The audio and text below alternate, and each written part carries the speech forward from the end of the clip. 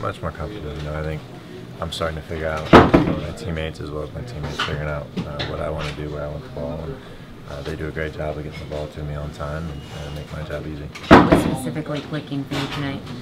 I think just the way they played us, I think it made it easy just to get a lot of pocket passes, and I just had to make easy plays. And I think our guards did a great job getting the ball to me on time, so I had plenty of time to be able to make those plays. Yeah, I mean that always helps, but at the same time, you got to be ready to play any time, and you got to make the best of whatever you get, and that's what I'm trying to do. So whenever coach puts me in, I just try to go do whatever I can. All right, last part of the Garden Report here. We were teasing Kelly Olynyk because he basically didn't play in the second half. That long hair was very teasing, but he only played 2 minutes in the third quarter. And Brad Stevens basically said he was benched in the second half because Tyler Zeller had his best game as a Celtic. By far. Zeller was 8 for 9 from the field. He hasn't taken a bad shot since he's been a Celtic almost. He's hitting all of his shots.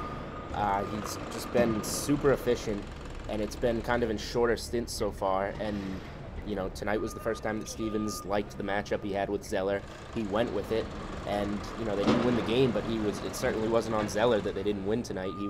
Stevens was rewarded for putting Zeller out there and giving him big minutes.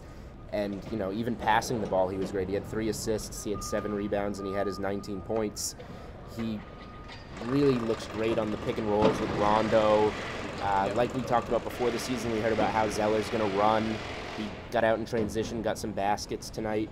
So, you know, this is encouraging going forward. You know, if Olynyk can maybe play well and mix Zeller in like this, can they get kind of a big man rotation going with Sullinger in there where they all perform well on the same night? Big man rotation. I didn't think I would ever see the day. Have they ever had that, really? Not for a while. PJ Brown count with Ronaldo and Big Baby? Oh, he counts. Yeah. He definitely counts. But it was finally good to see Zeller play the way that I kind of envisioned him to play here. When the Celtics made the trade, they traded literally nobody for Zeller. I was like, that's a pretty good get. I mean, that's not a guy that's going to win you a championship, but he's a guy that I thought could definitely be a big part of the rotation and contribute. And I knew he could run the floor. He gives you a different style when he's in the court. He's a different player, obviously, than Olynyk and Sullinger, where he even said it, like, those guys, they want to sit at the three-point line and shoot threes all game.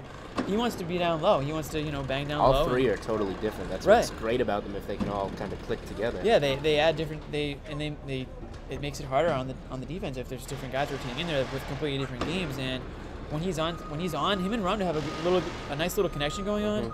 And I also think, and Steven said it after the game, his passing is surprising him, and I'm kind of surprised too.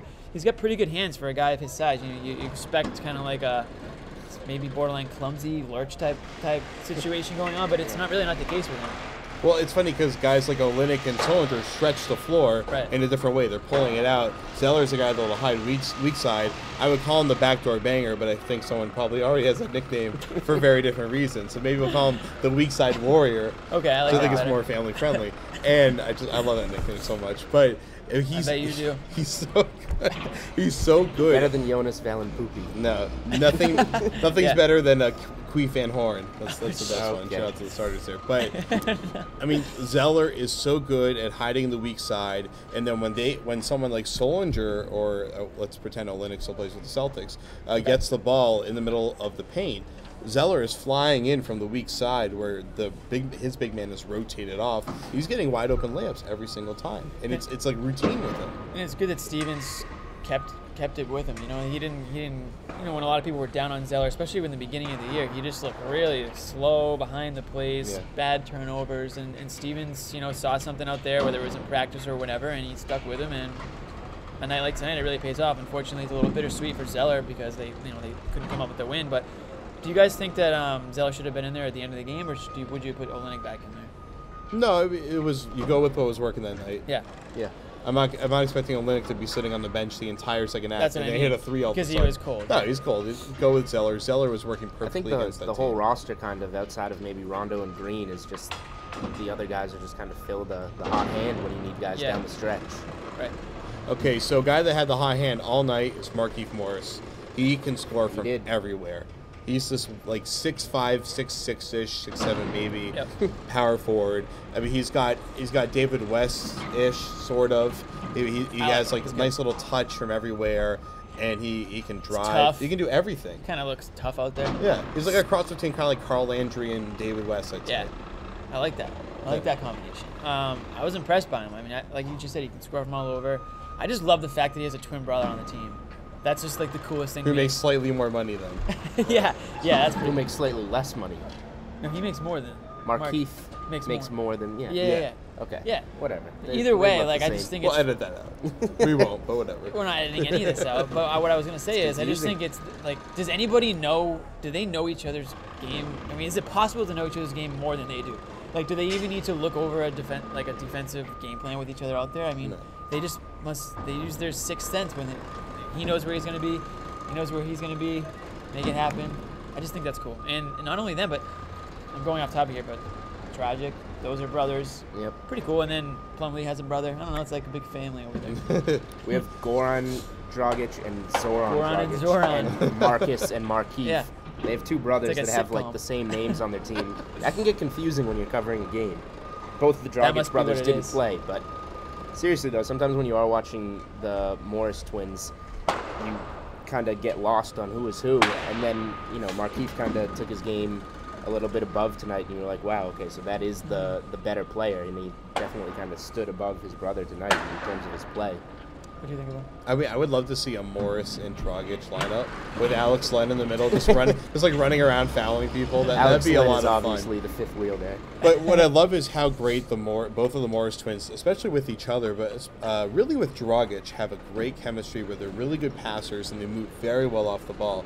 And we saw that Dragic is so good working out of the corner. It's so weird to see a point guard working out of the corner, but he's so good at it. He'll go to the corner, Morris will drive around, and then Dragic will up fake. He'll kind of get out towards the wing, and he'll hit Morris cutting on the other side. And they were doing that every single time. It was a great play to see.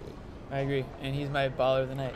Really? Okay, so let's skip. Let's skip very quickly. Baller of the night, Julian. Who is yours? I have to go with Tyler Zeller just from we haven't seen what we saw out of him tonight, and it was good to kind of get a taste of how big of a role he can have in this offense when he really gets it going, and if he can continue this in the next games. Any more detail you want to add? No, we nailed it. There we go. So for me, I criticize him all the time, so I got to praise him when he's great. Jeff Green had one of the best games I've ever seen him have, really. I mean, it's not Miami, 43 points, but he was just aggressive. He was aggressive. He was Jeff Green aggressive. He was powerful. Do we know if It was fun Marcus to or watch. Markieff got dunked on by Jeff Green? Do we know which one it was? Because I actually don't. I actually have no idea right now. We have to go to the I hope I it already wasn't told you Markieff. I was Yeah. confused. It wasn't Markieff, just for my baller of the night. Okay, so boxing out, Julian, really quick. What was your stat of the night? I'm just going to go with the total score. 118 points tonight for the Suns. Friday night we were here, 122 points for the Cavs. This is going to be a fast-paced offense. We know that. They're going to run. But if they're going to get wins, they're going to have to get some stops and, not let these scores look like we're in the 80s. My stat is 4 of 10. That's the Celtics' 3-point field goal attempts and conversions tonight, which means if you score 118 points, you don't need to take 25 threes to do it. I think the Celtics, maybe they should consider not taking so many threes sometimes because, I don't know, they're not really that good at taking three-pointers. They're making three-pointers, I should say. Well, they keep trying until they hit them, I guess. They keep trying, but they didn't. Yeah, maybe you can win a ball game once in a while, though, by not Maybe. trying too much. Yeah. So for me, it was the free throw shooting. It was Jeff Green going 8 for 9 from the line. Danny Ainge must have been pouring in tears courtside reading that number. I mean, that is aggressiveness quantified with Jeff Green, which is very rare. But on the flip side, Rondo going 2 for 10, including missing all 3 at the end. I would love to know the last time a starting point guard went 2 for 10 from the free throw line. I feel like, Elias on the horn. yeah, I feel like Rondo is probably the last one to do it too. I'm sure he's done it before. First not. and last. Yeah. All right, let's get out of here. So for Julian, for Jimmy, I'm Jared Weiss. We'll see you next time on the Garden Report postgame show. Alrighty. Peace. I played with Zeller before training camp, and he's a great roller. He's our best roller we have. He has great hands and he has great touch with both hands around the rim. So, he's getting more minutes, and he's earning them. Big time. He played one hell of a game tonight. His finish around the basket. He was setting screens, really helpful on the defense end. So he played one hell of a game. Getting him, we knew he was going to help us. Sometimes it takes a minute to adjust to a certain change.